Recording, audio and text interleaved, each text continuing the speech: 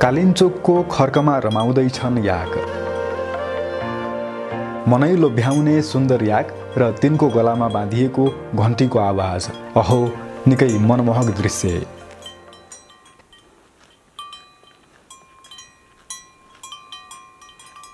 याक कहाँ यति सजिलै देख्न पाइन्छ?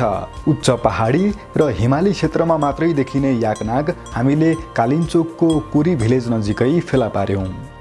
साउने झरी मध्य दिनको समय, घरिघरि हुस्सुले ढाकिन्छ वातावरण। याकनाग चढ्दै खेल्दै गरेको दृश्यले हामी मोहित भयौं र खोज्न थाल्यौं यिनको कथा। बुझ्दै जाँदा थाहा भयो Kalinchok yak and agro forestry tourism research सेन्टरको रेखदेखमा रहेछन् यी याकनाग। आज हामीले यसै संस्थाका अध्यक्ष लालकुमार केसीसँग याकनाग र चौरी पालनको अवस्थाबारे कुरा गर्दैछौँ। याक भनेको चाहिँ भाले भयो, नाग भनेको पोथी हो। ए हजुर, पोथीलाई नाग भनिन्छ हैन, गाई हैन, गोरु वर्ग त्यो चाहिँ याक चाहिँ। अब याक भनेको चाहिँ गाई वर्गमा पर्ने, त्यो चाहिँ वर्ग चाहिँ गाई वर्गमा पर्छ हैन। अब याक नाग भनेको चाहिँ यो चौडीको सबभन्दा प्योर जात, सबभन्दा त्यो चाहिँ उन्नत खालको, जस्तो 100% चाहिँ त्यो चौडीको चाहिँ त्यो मात्रामा चाहिँ याकनागबाट भनिन्छ हैन। त्यो गाई वर्गमै पर्ने हो याकनाग, जुन चाहिँ हिमाली भेगमा चर्छ, हिमाली भेगमा घुम्छ, त्यस्तो खालको जातको त्यो उँधो झर्दैन हैन। त्यो याकनाग चाहिँ खास गरी त्यो प्योर याकनाग भनेको चाहिँ करिब चाहिँ 32-35 मिटर हाइट हैन भन्दा उँभो नै त्यस्ता खर्कहरूमा खेल्छ। उच्च पहाडी र हिमाली क्षेत्रका बासिन्दाको प्रमुख आम्दानीको स्रोत हुने गरेको याक चौरी पालन पछिल्लो समयमा घट्दो क्रममा छ। चौरी पालन घट्नुको अर्को कारण रहेछ यसको प्रजनन। हिमाली भेगको आम्दानीको स्रोत चाहिँ चौडी व्यवसाय हो, तर त्यो क्रमशः घट्यो। के कारणले घट्यो भने त्यो चौडी उत्पादन गर्ने जुन खालको एउटा त्यसको प्रक्रिया थियो, त्यो व्यवसायिक प्रक्रिया थियो, त्यसको आफ्नै खालको प्रजननको प्रक्रिया थियो, त्यो घट्दै घट्दै गएपछि चौडी घट्यो। तर त्यसलाई घटाउनु हुँदैन, किनभने हामी याक चिजले चिनिने देशका मान्छे हो कि। जब याक चिजले चिनिने देशका मान्छेले त याक चिज त यति धेरै उत्पादन गर्नु पर्यो कि त्यो चाहिँ बाहिर पठाउनु पर्यो र डलर कमाउनु पर्यो। सामान्यतया चौरीले पाउने बच्चा बाँच्दैन। याकनागसँग गाईको प्रजनन गराएर चौरीको सङ्ख्या बढाउने यो संस्थाको प्रमुख उद्देश्य रहेछ। त्यसको प्रवर्धन गरेर त्यो क्षेत्रका मान्छेलाई धनी बनाउने त्यो उद्देश्यका साथ हामीले यो चाहिँ फर्म र यो ब्रिडिङ सेन्टरको चाहिँ सुरुवात गरेको। चौडी पालन हुने चाहिँ 5वटा जिल्ला हो।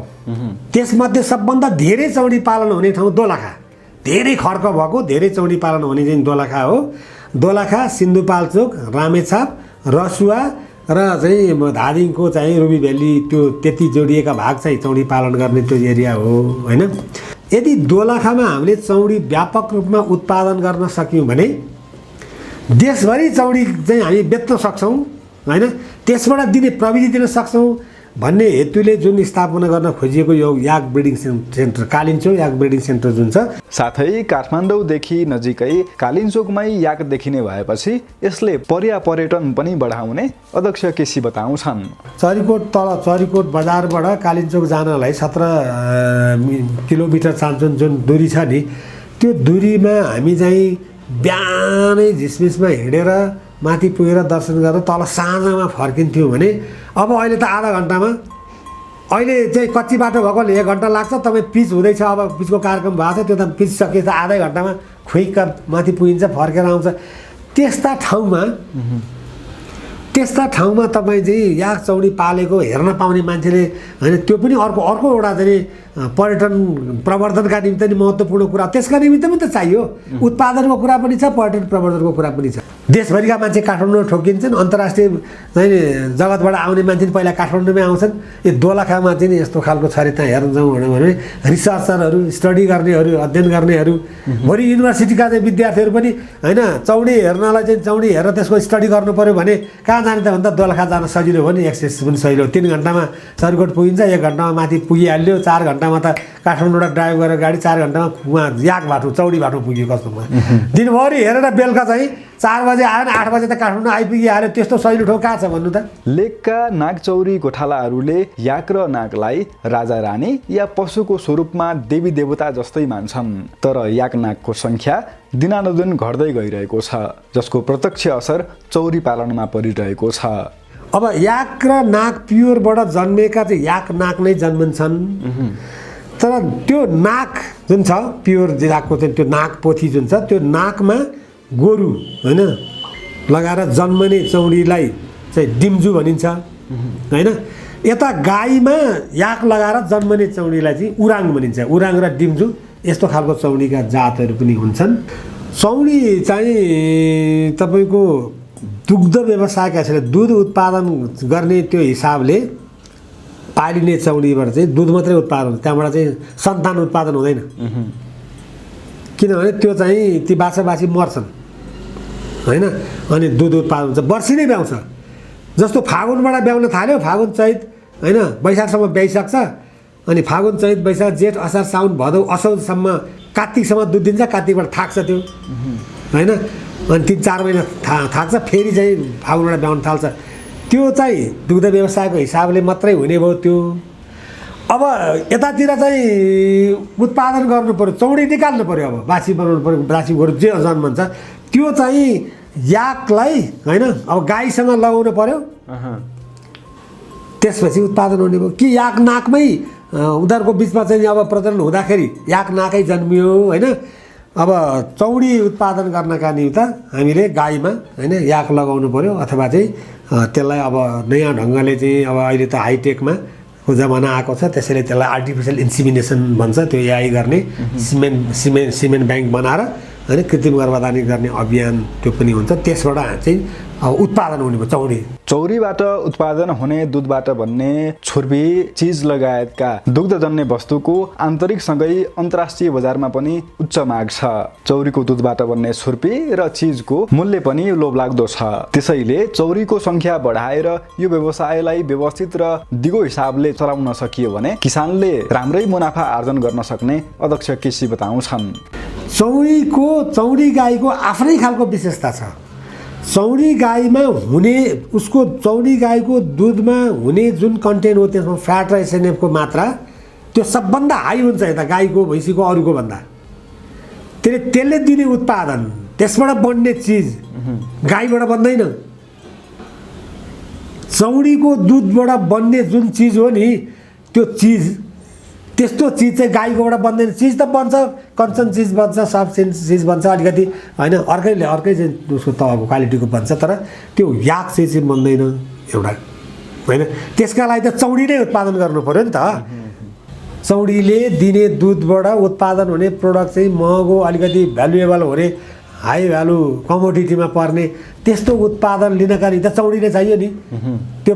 अनि त्यो क्षेत्रमा फेरि त्यहाँ बसोबास गर्ने हुने मान्छेहरूका निम्ति त्यो पेसालाई राम्रो मर्यादित व्यवस्थित गरिदियो भने त त्यसबाट आम्दानी राम्रो हुने भयो भने त त्यही उनीहरूको जीवन पनि सुखीमय पनि हुन्छ। त्यसले एउटा त विदेशी मुद्रा आर्जन गर्छ होइन, नेपालको चाहिँ उत्पादन बाहिर जान्छ, नेपालको पहिचानको कुरा पनि भयो होइन। नत्र पहिचान नै हराउने भयो नि त। चौडी हरायो, याक चिज पनि हरायो, याक चिज छैन।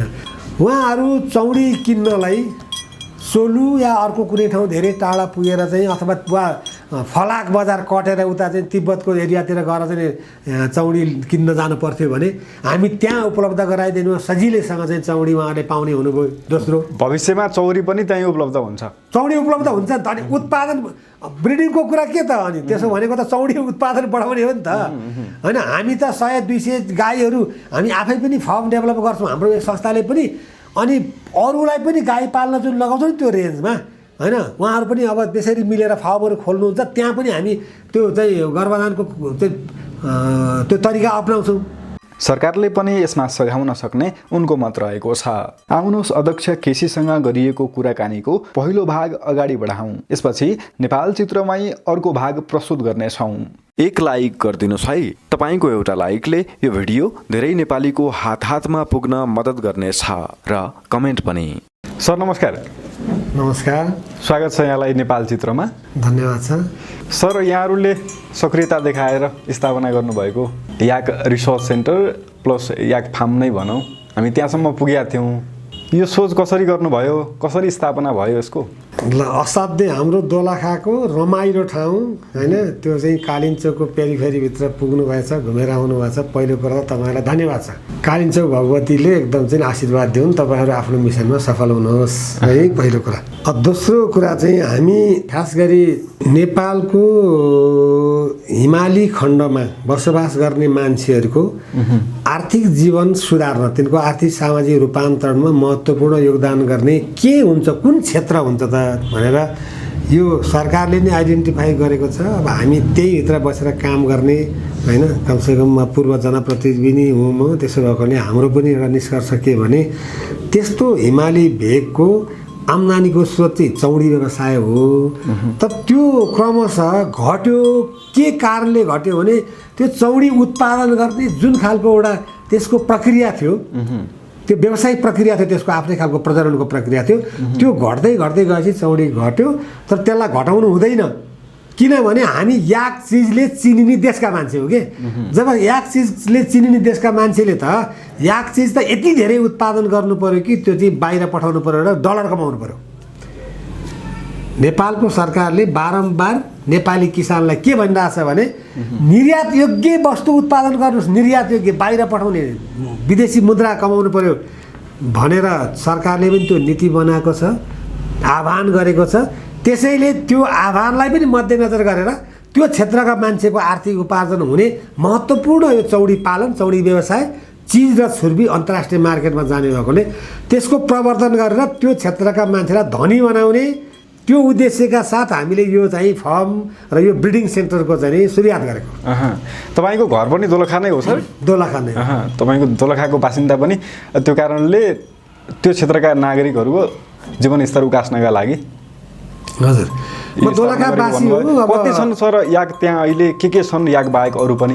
अब हामीसँग दोलखा चाहिँ खास गरी बागमती प्रदेशका 13वटा जिल्लामध्ये 3टा जिल्ला त उपत्यकाभित्र भइहाले, बाँकी बाहिर रहेका 10वटा जिल्लामा पनि चौडी पालन हुने चाहिँ 5वटा जिल्ला हो।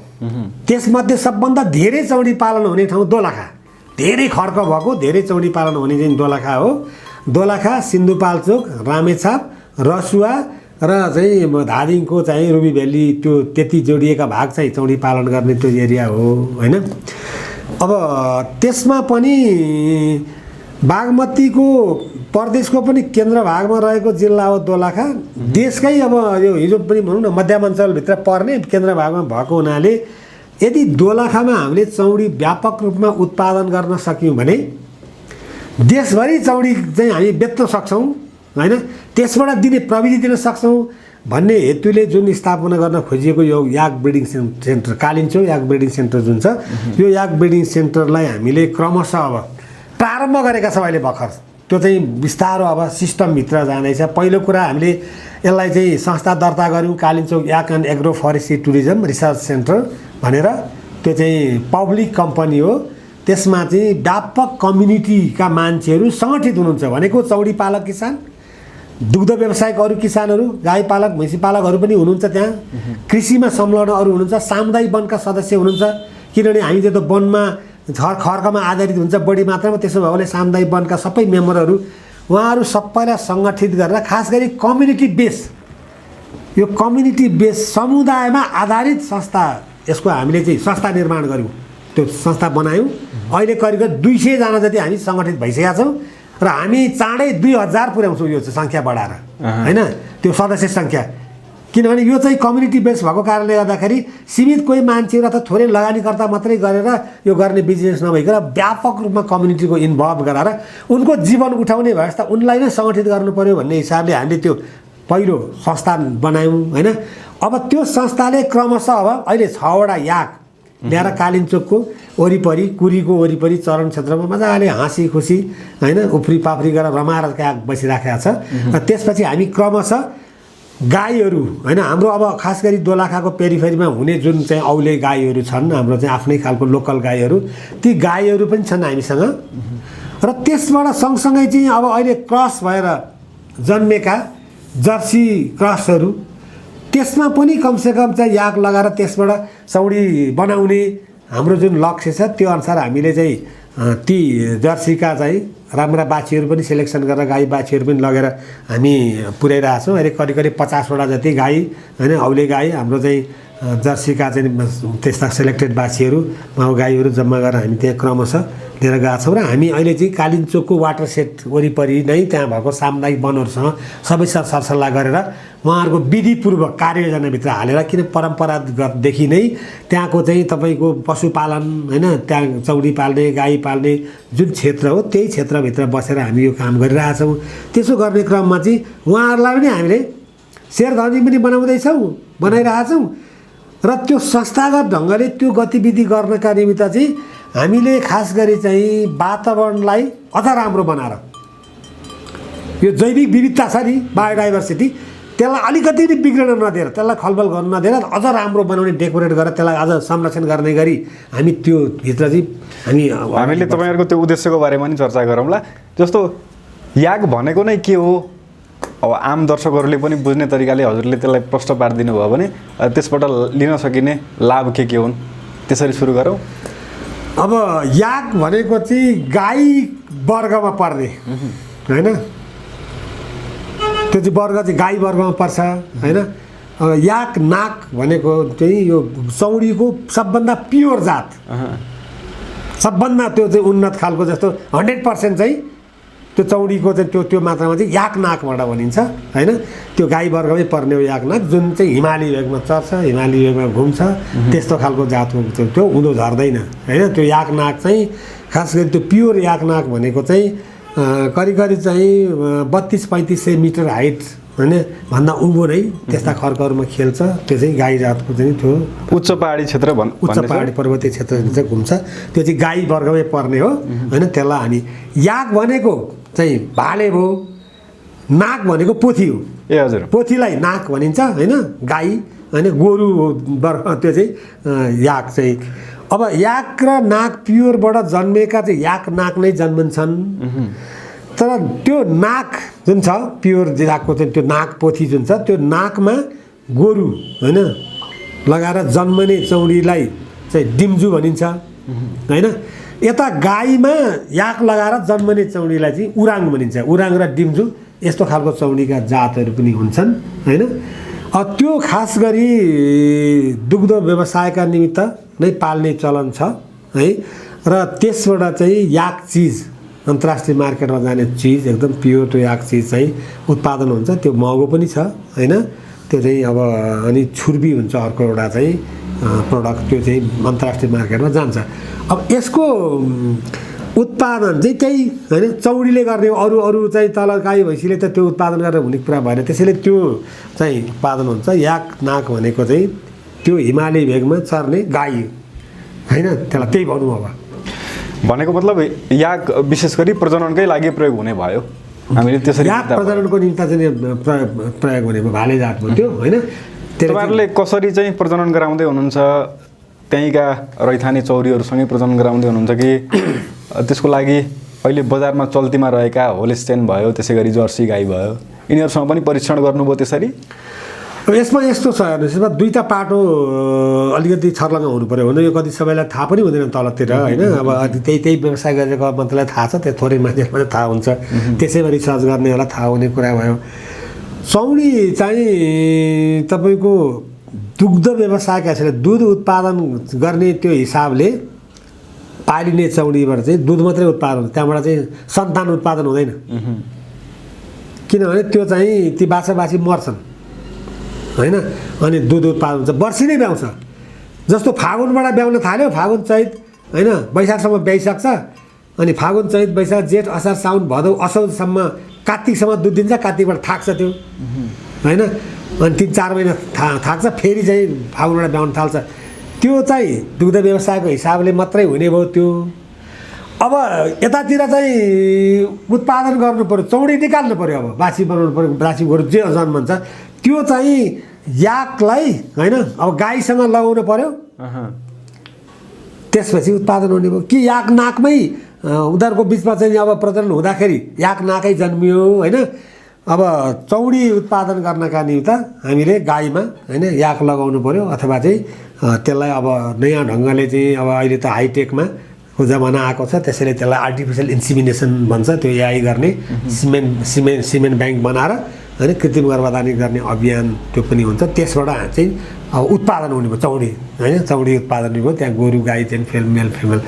अब गाई उत्पादन भयो, गाईको उसमा चाहिँ अब पोथी भयो, त्यो चाहिँ अब दुध उत्पादनको अभियानतिर लाग्यो, त्यसले त्यो काम गर्छ।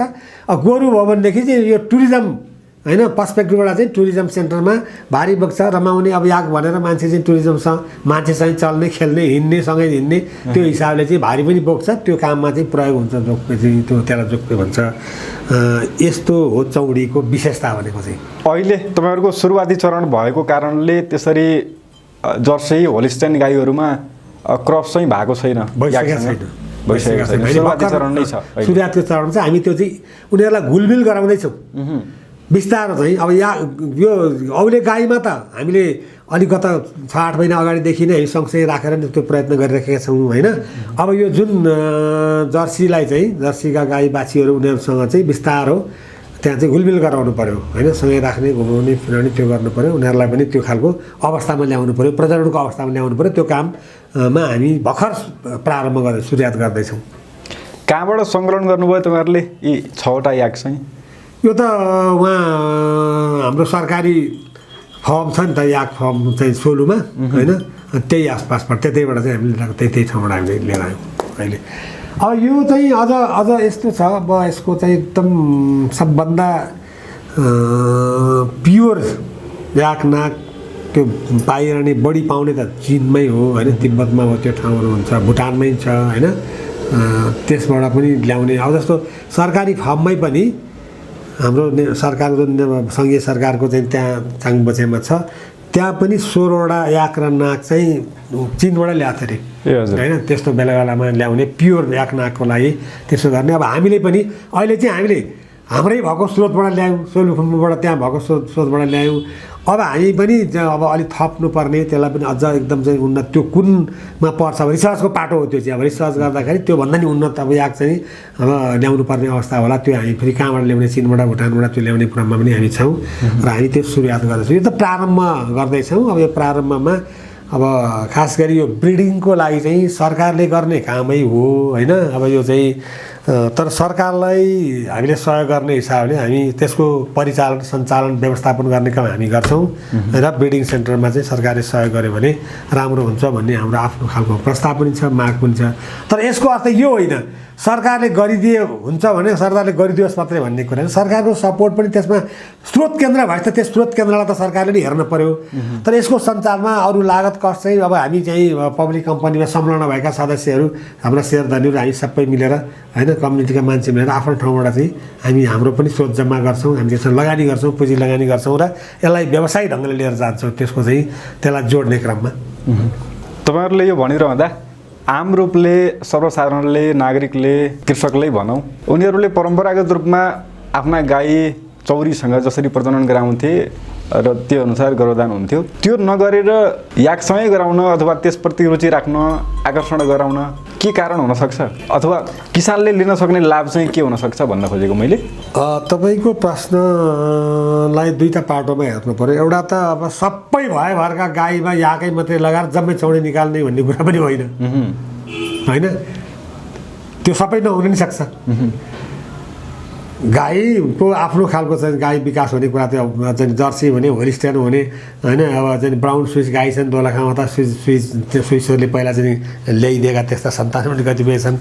त्यसको आफ्नो प्रोसेस छँदैछ। गाई पनि उन्नत बनाउने, त्यसलाई क्रस ब्रिडिङ गर्दै गर्दै अझ राम्रो राम्रो ब्रिडको बनाउने, धेरै दुध दिने हुने गर्ने, त्यसको प्रोसिड्युर आफ्नो ठाउँमा छँदैछ। तर चौडी पनि बढाउनु पऱ्यो। चौडी गाईको आफ्नै खालको विशेषता छ। चौडी गाईमा हुने उसको चौडी गाईको दुधमा हुने जुन कन्टेन्ट हो त्यसमा फ्याट र एसएनएफको मात्रा त्यो सबभन्दा हाई हुन्छ यता गाईको भैँसीको अरूको भन्दा। त्यसले दिने उत्पादन, त्यसबाट बन्ने चिज गाईबाट बन्दैन। चौडीको दुधबाट बन्ने जुन चिज हो नि त्यो चिज, त्यस्तो चिज चाहिँ गाईकोबाट बन्दैन। चिज त बन्छ, कञ्चन चिज बन्छ, सफ्ट चिज बन्छ अलिकति होइन, अर्कै चाहिँ उसको तहको क्वालिटीको बन्छ। तर त्यो याक चाहिँ बन्दैन एउटा होइन। त्यसका लागि त चौडी नै उत्पादन गर्नु पऱ्यो नि त।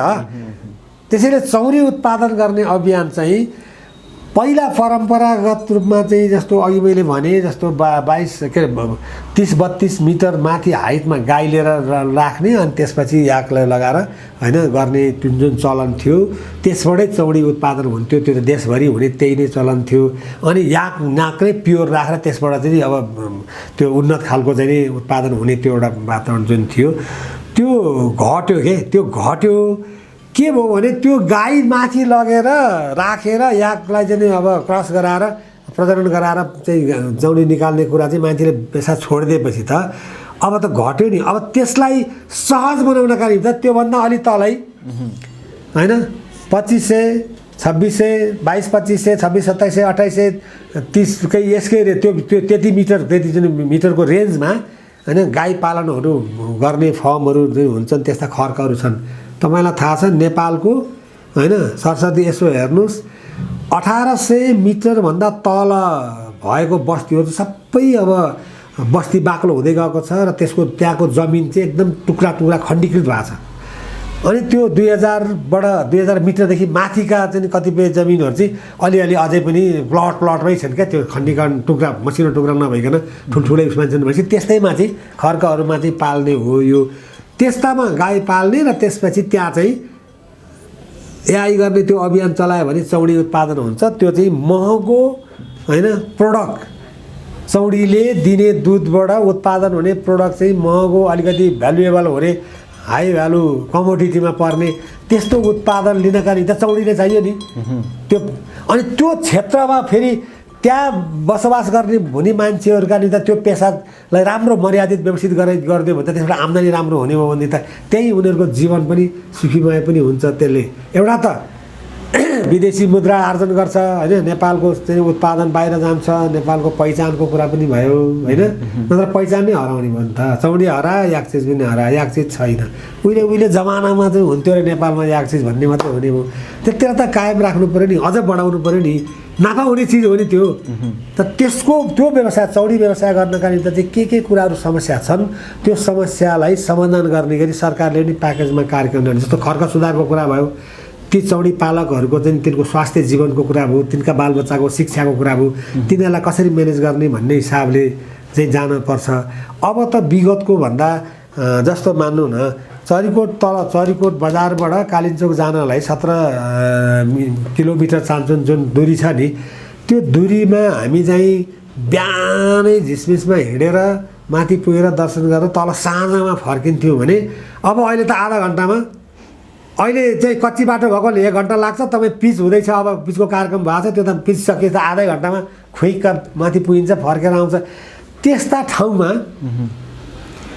ठाउँमा तपाईँ चाहिँ याक चौडी पालेको हेर्न पाउने मान्छेले होइन त्यो पनि अर्को एउटा चाहिँ पर्यटन प्रवर्धनका निम्ति नि महत्त्वपूर्ण कुरा त्यसका निमित्त पनि त चाहियो। उत्पादनको कुरा पनि छ पर्यटन प्रवर्धनको कुरा पनि छ। र अर्को कुरा तपाईँलाई के भन्नु भने तपाईँले दोलखाइमा सुरु गर्नुभएको छ किन भनेर भन्नुभयो होइन। मैले ती जोड्नु पऱ्यो के भने त्यति सजिलो एक्सेसमा जहाँ तपाईँ कालिम्पोङ भगवतीको आकर्षणले मान्छेहरू दिनमा 10,000 मान्छे पुग्ने त्यो खालको वातावरण बनेको छ र गाडी नै चढेर टक्रक्क गाडीबाटै होइन याक त्यो नाक प्योर याक नाक हेर्ने चौडी हेर्ने त्यस्तो रमाइलो चाहिँ सँग गर्ने ठाउँ जहाँ पाइ छैन। सीमित ठाउँ कहीँ होला तर दोलखामा त्यो ठाउँ सजिलो छ। त्यसका लागि वातावरण पनि छ त्यसका लागि चाहिँ होइन सहजता पनि छ मान्छे त्यहाँ पुग्न पनि सजिलो छ। काठमाडौँको मान्छे हो देशभरिका मान्छे काठमाडौँ ठोकिन्छन् अन्तर्राष्ट्रिय चाहिँ जगतबाट आउने मान्छे पहिला काठमाडौँमै आउँछन्। यो दोलखामा चाहिँ यस्तो खालको छ अरे त्यहाँ हेर्न जाउँ भने रिसर्चरहरू स्टडी गर्नेहरू अध्ययन गर्नेहरू भोलि युनिभर्सिटीका चाहिँ विद्यार्थीहरू पनि होइन चौडी हेर्नलाई चाहिँ चौडी हेरेर त्यसको स्टडी गर्नु पऱ्यो भने कहाँ जाने त भन्दा दोलखा जान सजिलो हो नि एक्सेस पनि सजिलो। 3 घन्टामा चरीकोट पुगिन्छ 1 घन्टामा माथि पुगिहाल्यो 4 घन्टामा त काठमाडौँबाट ड्राइभ गरेर गाडी 4 घन्टामा उहाँ याक बाटो चौडी बाटो पुग्यो कस्तोमा।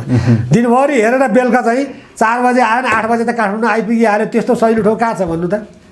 त्यसका लागि पनि हामीले दोलखामा त्यो उत्पादन सुरु गऱ्यौँ भने देशभरिका मान्छेलाई हेर्ने टुरिज्म पोइन्ट अफ भ्यूले पनि मान्छेले हेर्ने अनुभव पनि गर्न पायो।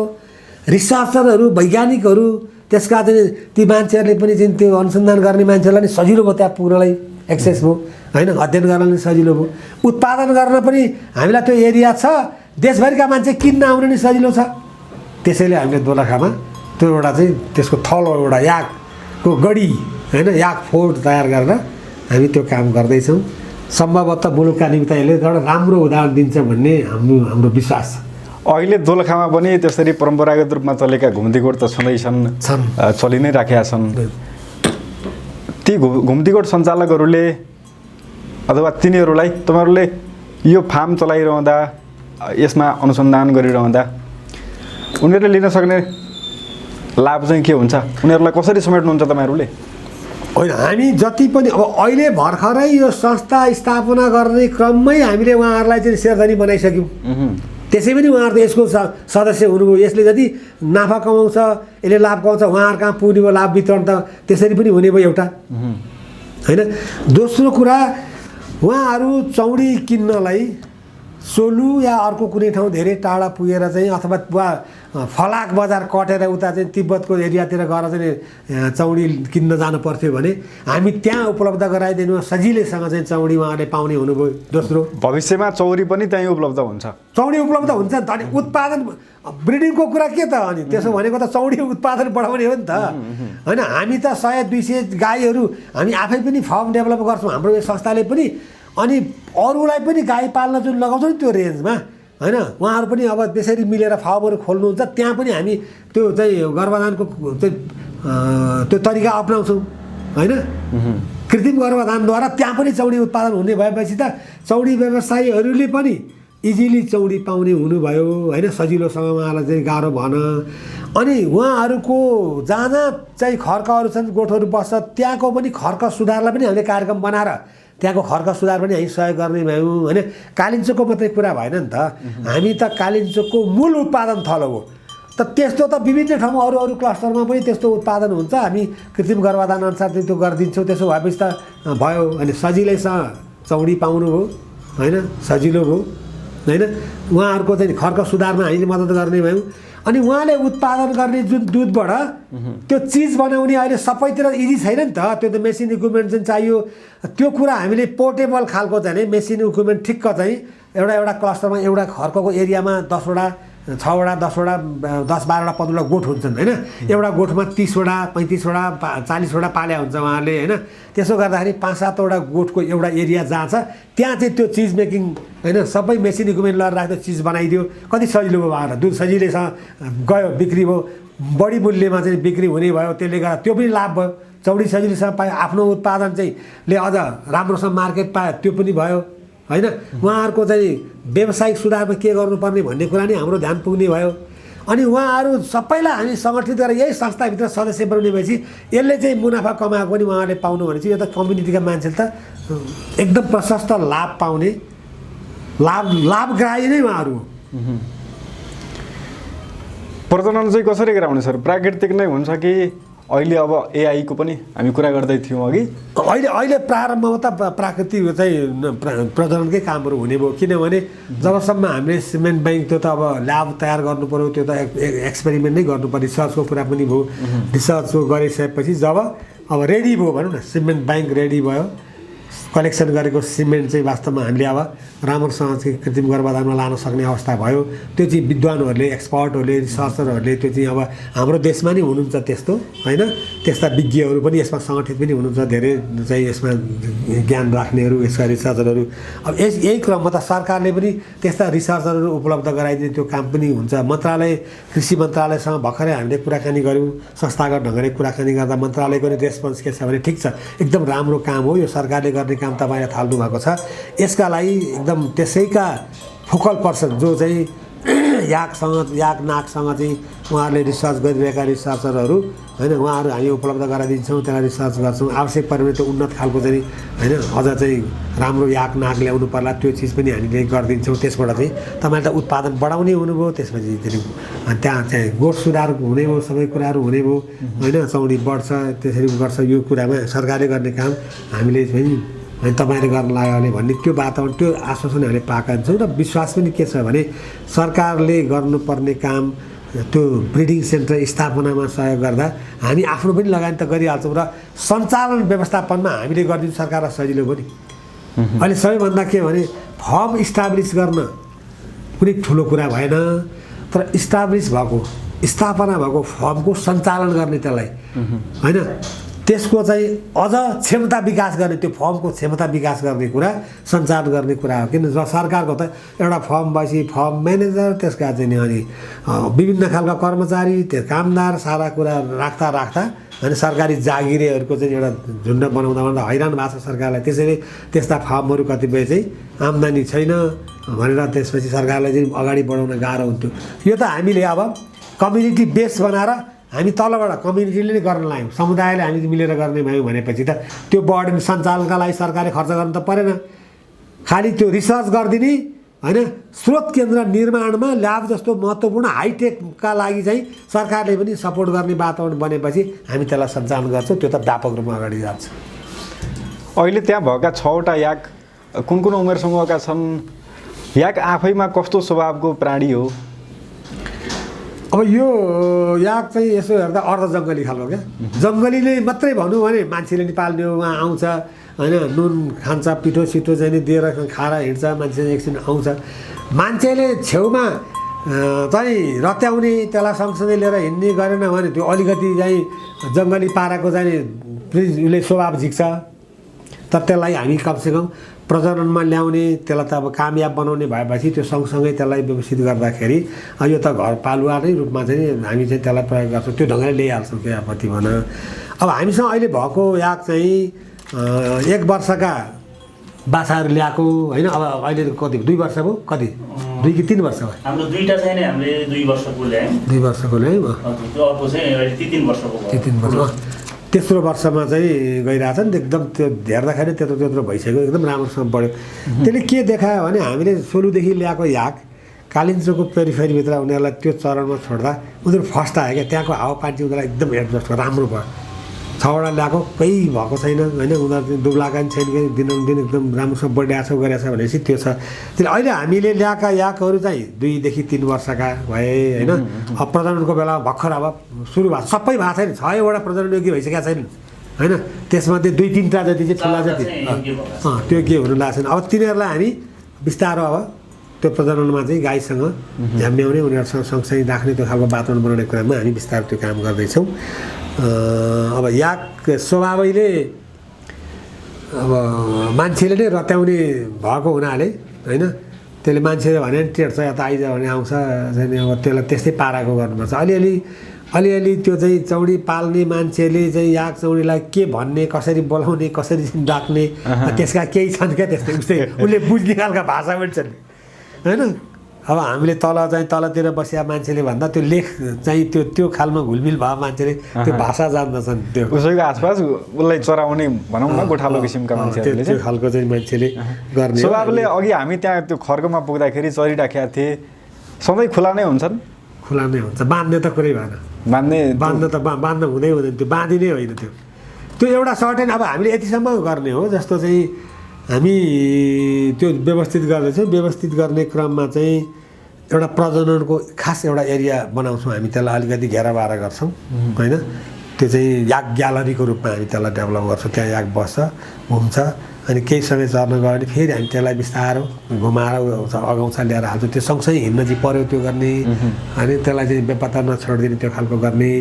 अनि त्यसो किन गर्नु पऱ्यो भने प्रजननको लागि पनि गाईसँग सँगसँगै हुनु पऱ्यो, त्यो कारणले पनि हामीले त्यो रत्याउनु पऱ्यो। अर्को चाहिँ टुरिज्म पोइन्ट अफ भ्यूले पनि त याक चाहिँ अब छाडा गऱ्यो भने ऊ त डिल काटेर कहाँ पुग्छ, मान्छेले चाहिँ त्यहाँ त खोइ याक त रहन्छ भनेपछि त हामीले कुरी वरिपरि 12 महिनामा एडजस्ट हुने त्यस्तै देखिहाल्यो। त्यो हावापानी एडजस्ट भएपछि हामी त्यो गर्छौँ, त्यो वरिपरि फेरिमा त्यसलाई घुमाउँछौँ। त्यो चाहिँ हामीले सजाउने हो होइन, मान्छे त्यो अलिकति हामी मान्छेका उसभित्र छौँ है होइन भन्ने खालको बनाउने, त्यो अनुभूत गराउने खास गरी नै व्यवहार गर्नुपर्छ, छाडै गरिरहनु हुँदैन।